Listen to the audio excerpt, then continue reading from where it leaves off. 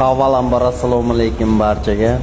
Bugun 2026-yil 29-yanvar sanasi tong saharda ishga ketayotgan paytimda sizlarga Moskvani ko'rsatib ketyapman.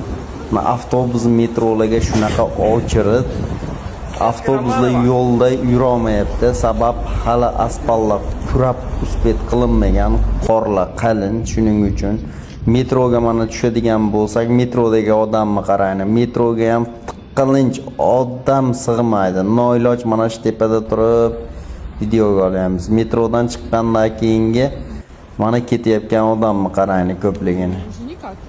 Silishkim o'chirdi. Bundan ham zo'r narsa ko'rsataymi sizlarga do'stlar.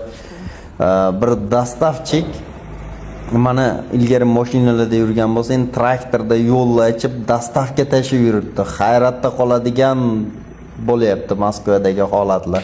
Shu Rossiyadagi mesni xalqlar o'zbek, tojik, qirg'izlar bilan shunaqa qadrdan o'dayki, bizga hindlar kerak emas, bizni o'zimiznikilarni qaytaringlar, bizni qadrdonlarni qaytaringlar deb yalinib chiqyapti-yu.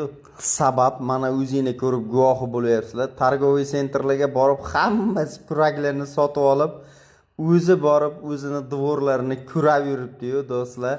Shu videoga albatta bittadan like bosib, gaplarim rost bo'ladigan bo'lsa kanalga obuna bo'lib qo'ying. Sog' bo'ling, salomat bo'ling.